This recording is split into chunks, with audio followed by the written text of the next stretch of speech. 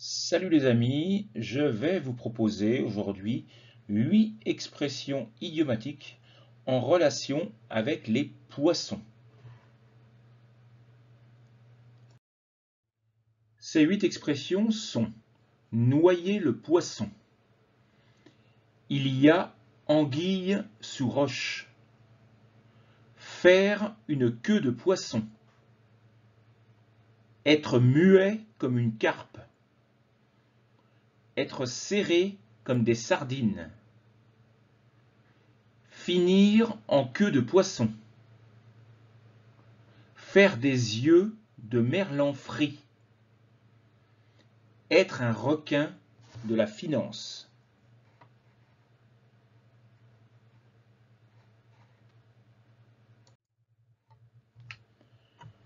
Noyer le poisson signifie embobiner quelqu'un, l'embrouiller, lui faire croire des choses.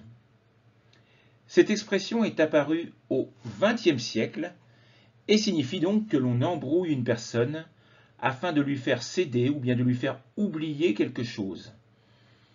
Il s'agit d'une référence au domaine de la pêche, dans lequel on maintient successivement un poisson qui a mordu à l'hameçon, dans et hors de l'eau, afin de l'épuiser.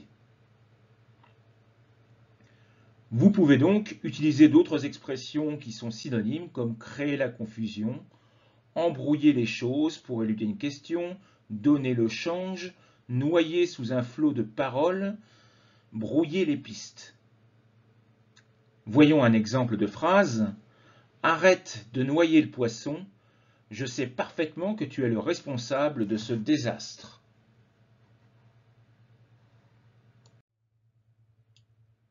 Quand quelqu'un vous dit qu'il y a anguille sous roche, cela signifie que quelque chose nous est caché, tout ne nous est pas dit.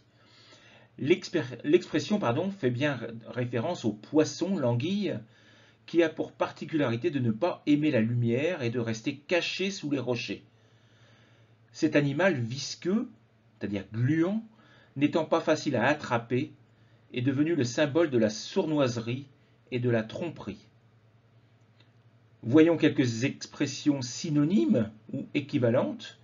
Il y a anguille sous goémon, il y a baleine sous gravier, ou alors on ne voit que la partie immergée de l'iceberg.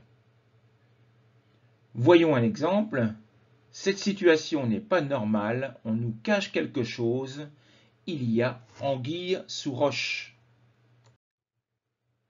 Faire une queue de poisson, c'est se rabattre brusquement en voiture après avoir doublé une autre voiture.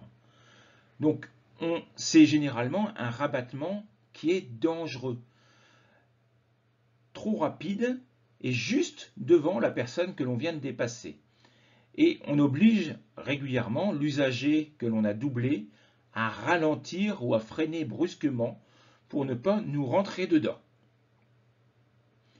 Voyons un exemple. Je me suis fait doubler par une voiture et il m'a fait une queue de poisson. J'ai dû freiner au dernier moment pour ne pas lui rentrer dedans. Être muet comme une carpe, c'est tout simplement être silencieux, ne pas parler. Cette expression existe depuis 1612 sous la forme muet comme un poisson, grâce notamment à Rabelais. La carpe est en fait un poisson qui sort constamment la tête hors de l'eau et demeure la bouche ouverte sans prononcer un mot, tout comme quelqu'un de muet. Vous avez également l'expression être muet comme une tombe. Voyons un exemple. Le professeur essaie de faire participer ses élèves, mais ils sont muets comme des carpes.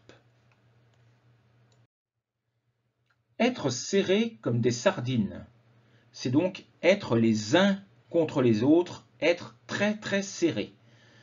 Et les premières boîtes de sardines sont apparues à la fin du XIXe siècle en France, et l'expression est certainement née en même temps. Donc cela fait référence au peu d'espace dont disposent les sardines dans leur boîte de conserve. Voyons un exemple.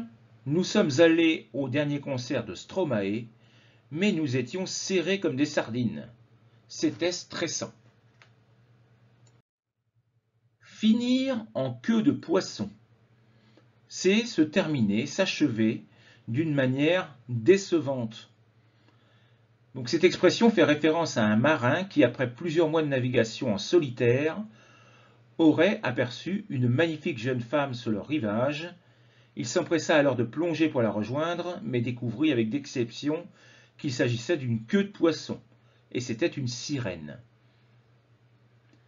Voyons un exemple. Nous sommes allés voir un film, mais il finit en queue de poisson. C'est vraiment très décevant. Faire des yeux de merlan frit, c'est avoir un regard niais, un regard idiot, souvent le regard des personnes qui sont amoureuses et qui regardent une femme d'un air idiot. Donc, apparue au XIXe siècle, cette expression a remplacé faire des yeux de carpe frite. On l'employait alors pour parler des jeunes gens qui se lançaient des regards tendres et amoureux. L'expression a peu à peu changé, mais elle signifie toujours que l'on a un regard niais. Voyons un exemple. Il se retrouvait face à cette jeune fille, mais il n'était pas capable de lui parler et la regardait avec des yeux de merlan frit.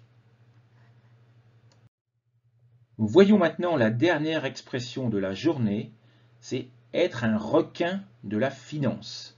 C'est être une personne cupide, impitoyable en affaires, qui ne laisse aucune chance à ses concurrents. Voyons un exemple littéraire.